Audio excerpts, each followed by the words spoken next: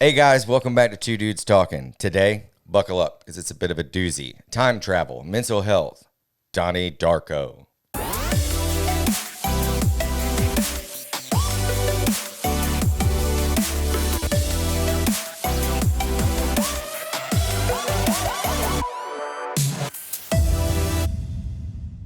What's up, man? Not too much, dude. Ready to talk about Donnie Darko. You doing all right? I am. How are you? It was good. Did you have a good weekend? I cut a lot of grass. Cut a lot of grass. I cut a lot of grass. I heard your you were telling me you and your daughter had watched a pretty significant movie. Yes. And to her anyway. Yeah, so this was Layla's first time watching the Deathly Hallows combo in Harry Potter. She just watched part one? No, we watched them back to back and wrapped it up. Nice. And she was devastated, Hedwig and Dobby. Yeah. But how old is she again? 5 For the old audience. She'll be 6 in February, so Right. about 5.5. Kindergarten. Some heavy stuff. It's very heavy stuff, but she I will say it was awesome watching the Snape memory scene. Yeah. And after that she's looked at me and she was like, "Is that why he's your favorite character?" And I was like, My child. yeah. So it was sick. And then she really enjoyed the end, seeing them all like 19 years later, as they dropping off their kids at Hogwarts. And they all look and the stuff. same. Well, That's the worst scene in all the Harry Potter. It's crazy. It's like you guys don't even look old. I know, like they have a little bit of stubble and put like Some gray hair on. yeah. Some of them. But she thought they looked so old. She thought they looked decrepit, and Jenny looks the oldest. she does. She's got that hair, that old hair. That old hair. But she looked that old when they were young. She did. I think she was so pretty though. And like the last one, she turned into a pretty woman. She's a cool character. She is. She gets really, really tough in those last two, and like having a daughter, that was dope. Seeing like Layla feel empowered. She's badass in the books. Yes, much more so. Yeah. But no, Layla had a great time. That's And I remember telling you about this. This is a fun fact for you guys. So I heard a really interesting fan theory about Harry Potter over the weekend. And if you haven't seen these, you can earmuffs. It's not that big of a deal. Not really a spoiler, but the Horcruxes are having this deteriorating effect on the entire posse. Right. And Harry is, in fact, a Horcrux himself. So somebody's like, maybe that's why the Dursleys are just such asses, is because they've been living with the Horcrux in their house for 11 years. Right. As Voldemort is gaining more and more power. And I was like, Apple. Apple. I mean, it really though, it just threw me. So it was really neat. So yeah, it was a pretty good weekend. What about yourself? Weekend was good. Finished a music video edit for a buddy of mine named Kyle Kelly. It's coming out on Labor Day weekend. What's the track called? Lake Weekend. Lake Weekend by the artist Kyle Kelly. Kyle Kelly. Yep. Check it out. Yeah, we'll by the time this episode's up, we'll probably throw a link in the description. Check it out. Yeah. So Donnie Darko. Today we kind of wanted to talk about, like, we got this request from our good buddy Jeremiah, who is the GOAT. Hey boy. Shout out. And I love you, Jay. yeah. I'm glad. Thank you for picking this one. Jay's one of those people like I can think about and like I'll smile. Yeah, absolutely. You know what I mean? It's Millions of fond memories. Yeah, for sure. But yeah, Jay suggested this this episode to us, and so me and Josh went back and watched the film For the first time in a long time. Yeah, for like maybe 5 years for both of us. At least for me. And it was dope. Yeah. It's always good. It's always really neat going back and seeing stuff for me, and at this age, I'm 34, and I'm going back and watching. I watch a lot of the stuff the same time, or the same things over and over and over multiple times. Right. Some stuff kind of slips off to the side. Donnie Darko was one of those that was so memorable the first time that I saw it, that like so impacting that, I mean, I just didn't need to watch it a million times. Like I remember, I'm like, I'll always come back to you, and it's dope though, coming back to it now being so different. Because I mean, the last time I saw this, it's probably been 10, more years for me. So Right. this is pre-military. This is pre-child, being a parent. So many things are so different. So like the opening scene, just for example, with the conversation of the family at the dinner table. Right. When Yeah. Donnie, So raw. it's so raw. And Donnie's character is just the funniest line. He's talking to, I don't remember the character's name, but Maggie Gyllenhaal. Just his older sister. Yeah, in the movie. And they're talking about like her hooking up with somebody. Right. And she's like, so because I'm just going to quit my da-da-da-da-da, and says something and then pop out a child. And the mom's like, don't say that. And then the little girl, she's like, when can I have a kid? And he goes, oh, don't worry. You won't pop one out until the 8th grade. I was like, yeah. And I love the dad in the whole movie. He Yeah. just like doesn't give a damn. He doesn't. He's but, just laughing it all off. well, like, you have to. And I mean, Right. I'm totally that dad. Like, I'm like the ultimate dad jokes, stupidest thing. Like, now my kid is starting to get those. Yeah. But like, these interactions are just so funny, and they seem very, very genuine to me. Right. So I wouldn't have caught that the Yeah. last time I saw it. His but he's almost like irresponsibly laughing at it. Yeah, he is irresponsibly laughing at it. Yeah. More so than And that's very accurate Yeah. sometimes. Yeah. But yeah. yeah. So the movie came out in 2001, and you were telling me a cool thing the other day about when September, when 9/11 happened. For anybody that was around back then, I was in high school with Jay. which is blowing my mind. That it's Yeah. 19 years ago. I was in 7th grade, Yeah, ninth. and It destroyed the marketing for that movie as Yeah. well. Yeah. So it was originally, because in the film, a plane jet engine crashes into his bedroom, right. and then 9/11 happens. 9/11 happens, and the movie had been reviewed at a couple of festivals in January that year, but it hit the cinemas in America in October. So this is 1 month after the World Trade Center, 9/11. Right. And with the advertising, that being such a significant part of this movie, the plane, that was in all of the previews, everything. So it went to nothing, like no advertising at all. Right. And still, I thought that was still just really impressive that it ended up being such a cult classic. Yeah. I mean, It explained to me, I didn't know why. I mean, I thought this movie should be a lot bigger, seeing it for the first time. Like, why is this not huge? yeah. I always thought it's like Fight Club. Yeah. Everybody knows it. Right. Most people have seen it, but you probably didn't see it in theaters. Right. And and I had no idea because I was Yeah. in 9th grade worried about 9/11 at the time. Right. And along with the rest of the world. Yeah. I didn't see Donnie Darko till way after it came out. I was probably in the same boat. That's what I'm saying. Like, I could care less, and there weren't any trailers, so I didn't even know it was a thing. Right. And then it hit the scene, and like you're saying, it's like very similar to Fight Club. It's called classic. Yeah. Everybody loved it as soon as they saw it. It's got the iconic, that demonic bunny. Frank. Frank the bunny. on the cover, like on the posters, on the DVD cover.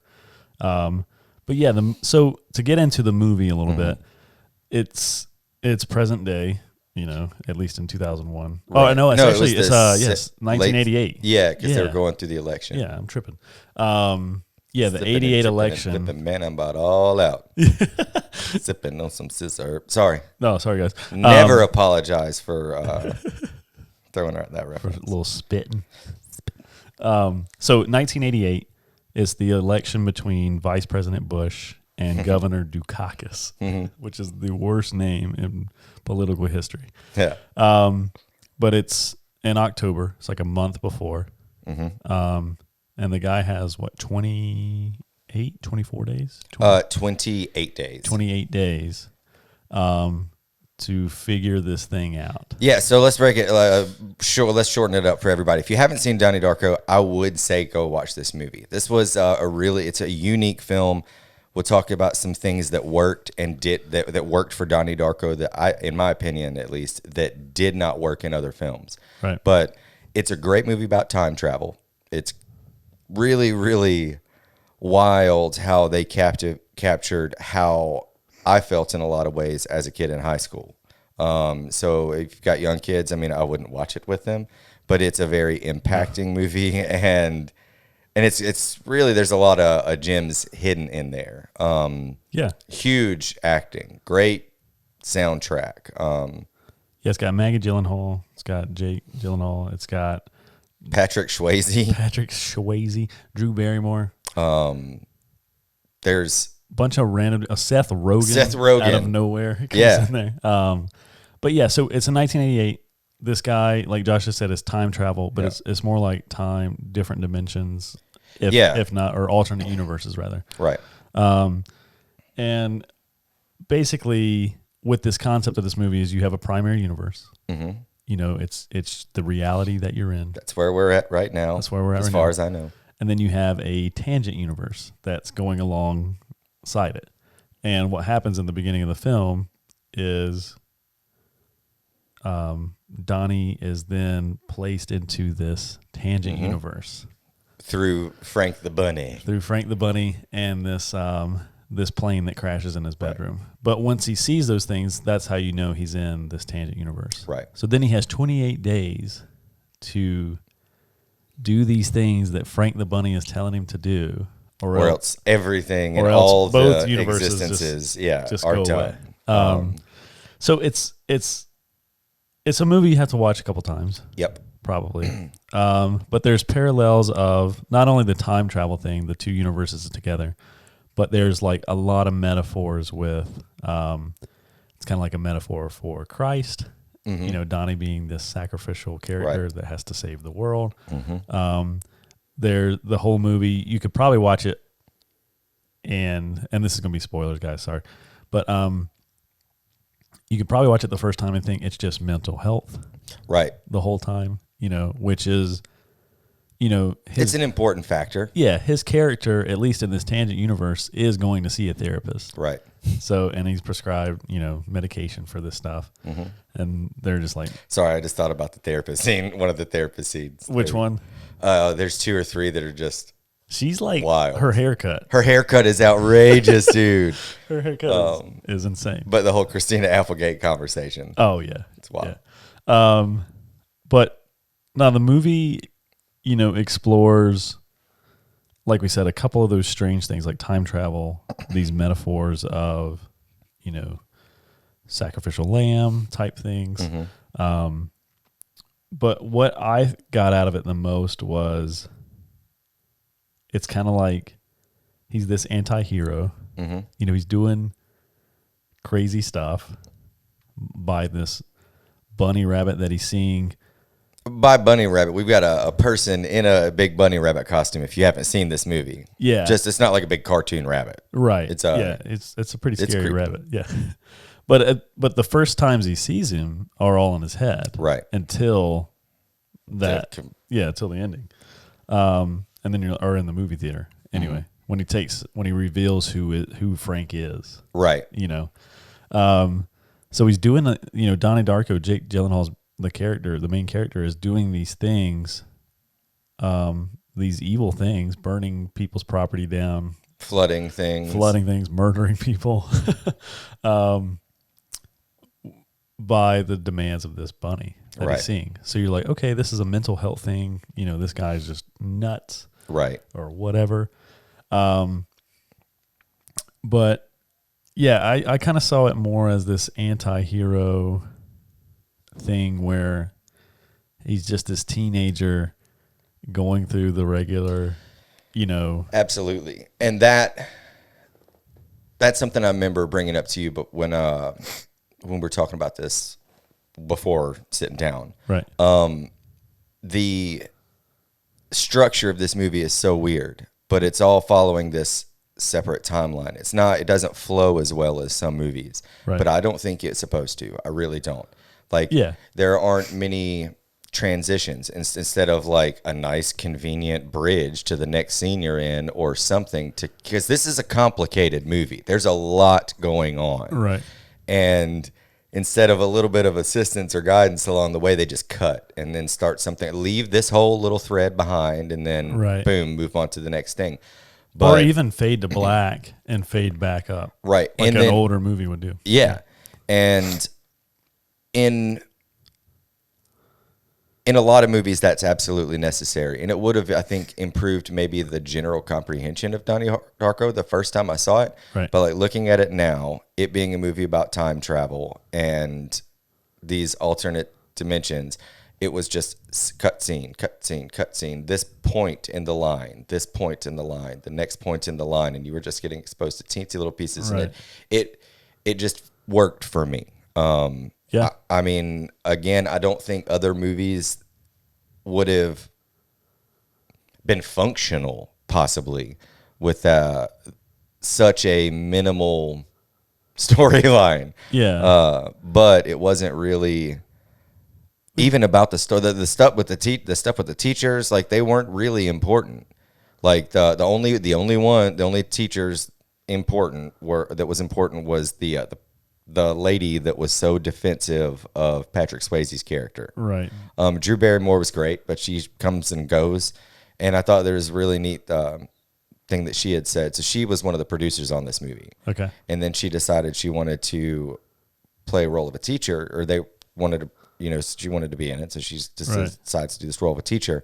And she thought it was really comical to do that so that she could be trying to deliver this message to these kids. They're just not getting it. She's producing this movie about one thing and nobody's going to understand it. So it was just like a visual of her role in the creation of the film. Right. But again, it was weird. It was just so oddly put together. Right. And it worked. Yeah. Like a basic edit of a movie, you're kind of cutting from scene to scene. Like a scene will naturally end on a piece of important information that leads to the next thing. Yeah. And then you just kind of, seamless into the next thing. Donnie Darko does not do Donnie Darko will just cut. It'll go like older movies would fade to black and fade up, and they did that because of like technological reasons a lot of times or just to show the passage of time, you know what I mean? Right. As a standard editing thing.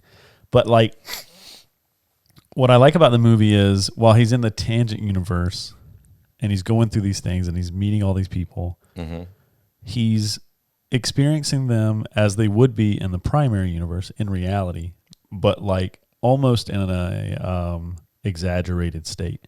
Yeah. So like the teachers, the one that's so in self-defense of Patrick Swayze's character. Patrick Swayze's character in this film is a like a life coach, motivational speaker that is brought into his school. And it's a private school, right? I think so. They're all they'll have uniform.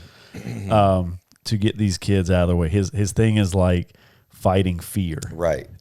I'm a victim. I was a victim of fear and now I'm not. Yeah. Don't be a victim of fear. And so like you're experiencing him exaggerated, you're experiencing the teachers, and then also these people that like even his parents and the girl he's interested in,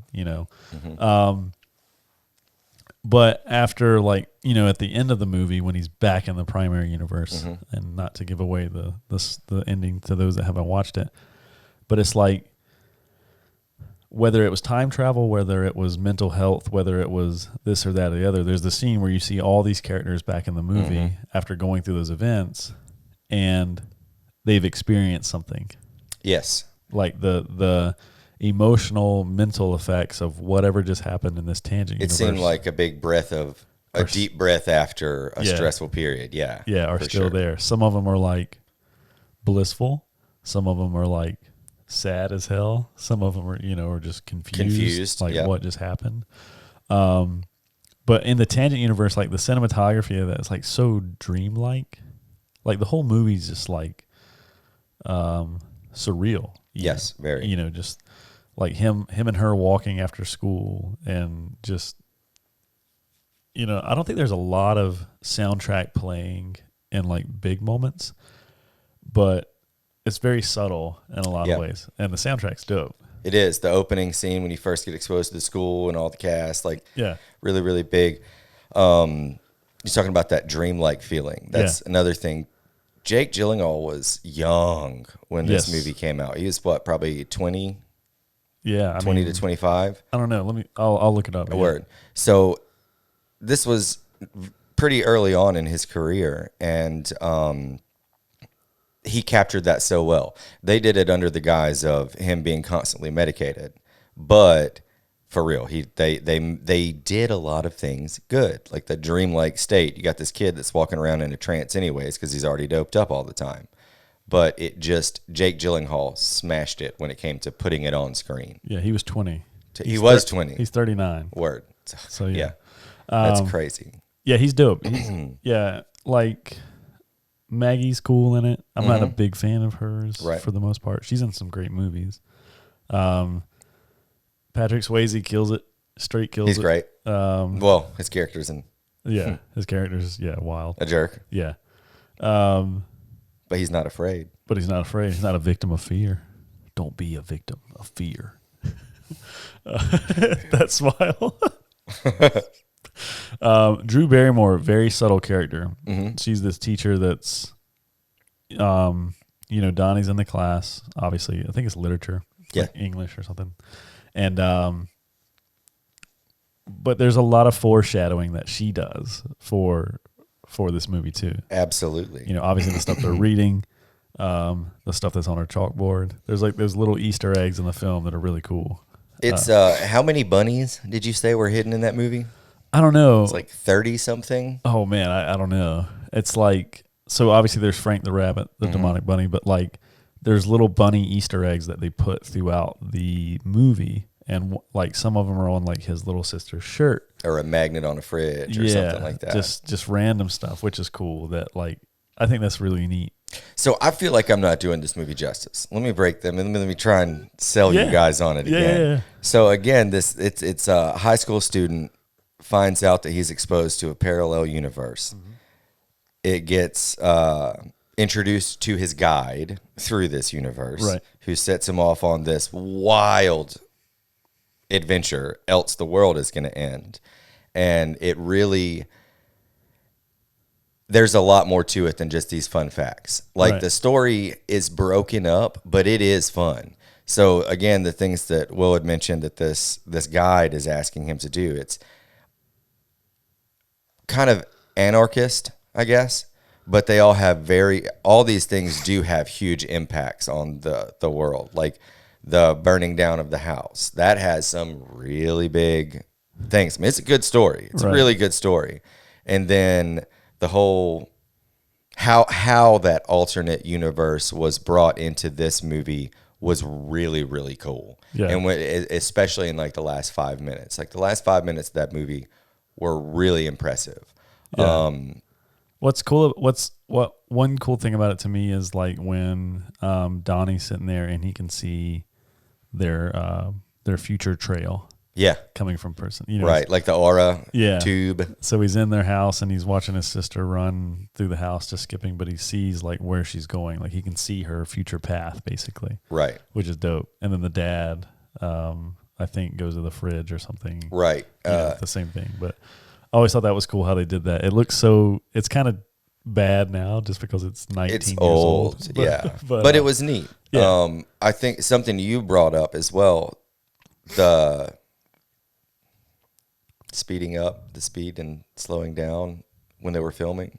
Like it'd go immediately from sped up to super slow. Yeah. And that immediate transition was awesome. Yeah. It was, and they did it a lot. I don't know. I think it's like an editing technique that they did in the Tangent universe. Yeah. Just so you could feel that this place was different. Right. Like it wouldn't have any purpose like a normal speed ramp would be, like where you're, someone's running and then it cuts to slow motion really quick and then it speeds back up or whatever. Like they do in Fast and the Furious or like that chase scene in Ong Bak when he jumps through a loop or something. Yeah. Where it's like you're just focusing on the action. Right. Where this is in the film, like Maggie Gyllenhaal's character is walking up to her dad and he's in the blowing yard. The leaves in the yard. And but it's just like slow motion on this candid moment. Yeah. With nothing important. And then it just regular speed. Right. And it's like just to get you in this like dreamlike state almost, or this Tangent universe type thing. Right. Yeah, I thought that was dope. It was random. Yeah. But it worked. Yeah. It really, really worked. Yeah. It was noticeable. So another neat thing about this movie, 28 days. So how this kind of kicks off, the main character wakes up in the middle of a golf course with a number written on his arm, which shows him that it's 28 days until the end of both of these existences. If he does not, Right. That's how long they shot the movie in, which I thought was that is cool. Yeah, that's dope. Yeah, it usually takes like a drama movie like that about 30 days. Okay. Action movie like 3 months. Right. And then So okay, Donnie Darko is not really that special, but I still like it. No, that's cool. That's cool that it's like that same amount of days. Yeah. And then you're not that special. Yeah. No, that's a dumb fact. No. I'm just kidding. No, that's actually impressive because anybody that's ever been on like a set, it takes a lot to get that amount. I mean, that movie's almost 2 hours. Mm-hmm. It takes a lot to get that. They burned down a house. Done. Yeah. I mean, like they had some pretty awesome stuff to do. Yeah. It's a movie that makes you feel weird in a lot of ways. It's not like a super happy, super positive ending. Right. It was satisfying. Yeah. It certainly was a satisfying ending, but it was wild. Yeah. Everybody's like, all the characters are really cool except for, I don't know, the one teacher, the lady that defends Patrick Swayze. I'm starting to have serious concerns about your commitment to being a mom. Sparkle Shine. Oh yeah, dance the team or whatever they're called. Yeah, she's creepy. She is. She's that stereotypical Ronald Reagan era. Yes. Like hardcore conservative woman. And punch it down your throat conservative woman. Has no time for anything different than her. Good thing we've all changed a lot. Nobody's like that anymore these days, right? Yeah. Thank God. We've come so far. Are we in a tangent? We might be. Reality right now. Maybe the world will end. Can I get some cooler T-shirts in this one? In 2020. The film's great. Definitely watch it. I mean, I assume most people have already seen it just because it's 20 years old and it's such a cult classic. I hate that word, cult classic. Yep. But it is one. But it is one. Definitely go check it out. If you're a huge fan, go watch the second one, which I didn't even know existed. Neither did I. Until we were looking this up. So the director was like, the director still hasn't even watched it. I've heard that's not that common. Or not that uncommon either. Well, yeah, the original director probably didn't do the second one. Well, yeah, no, he didn't, and he was like, I don't want nothing to see it. I don't think he's done much after. Yeah, I think maybe one other thing. Yeah, he did. But still, I mean, that's awesome. Yeah, he's got a landmark right under his belt. Other notable Jake Gyllenhaal movies that I like: Zodiac, for sure. Zodiac, and then Nightcrawler. Both are kind of in the same vein. And then Netflix has right now the Velvet Buzzsaw, which is the one about the paintings. Oh, yeah. Which looks great. So it looks wild, looks spooky. Dude, I'll never look at another painting the same. Like, there's just no way. That trailer looks so I see good. You looking at me.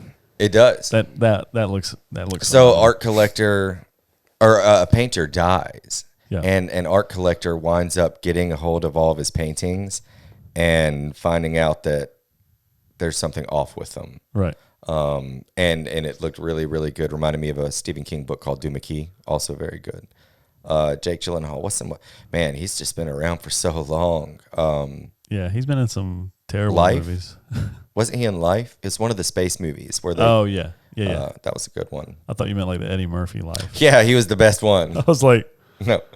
Wait a minute, this ain't my daddy's watch. Which that's one of my favorite comedies is Life. Burnt my damn tongue. You gonna eat that cornbread? I'm gonna eat your cornbread. That's a great movie. It is. So any last thoughts for Donnie Darko? If you haven't seen it in a long time, go back and watch it. I liked it. I mean, I really did enjoy seeing it through a different perspective because I've changed so much since I saw this the last time. If you haven't seen it, I would say check it out. Don't be trying to have like a fun Friday movie because like Will mentioned, it will make you think. It will make you uncomfortable. but it's really good. Yeah, this is like a Wednesday night kind of film. Yeah. You know, not a Friday, not a Saturday.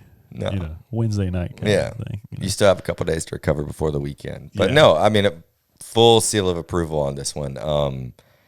It will make you take you back a little bit. Like, I haven't been in a high school in quite some time, and I'm sure even more has changed. But like that, again, that opening scene with the papers flying through the air and just the organized chaos going on. Like, it was really, really cool to go back and watch it again. Yeah, no doubt. So check it out. Yeah, give us your thoughts on it. Let us know.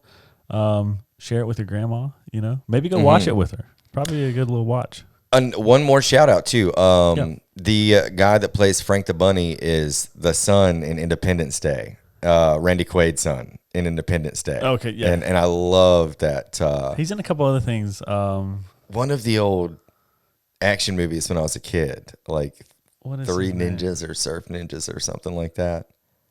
Is it Noah Wiley? I don't know. I can't remember. I have the cast here. Yeah, let's pull him up. But man, his role in that movie was actually I enjoyed it a lot just because you didn't really find out what it was until the end of the movie. And when you were talking about that scene with everybody kind of acknowledging that things are over now, when he wakes up, I was like, oh, that sucks. Right. What a bad dream. But no, thought it was great. James Duvall. But guy's good. He's good. It's a good movie. But yeah, catch us next time. Yeah, talk about it. Tell us in the comments what you think. What do you think about the Christina Applegate scene? That's what I want you guys to tell me about. Don't ever watch that with your parents. Yeah. Thanks, Jeremiah, for this episode, man. Very much. See you guys next time. See ya.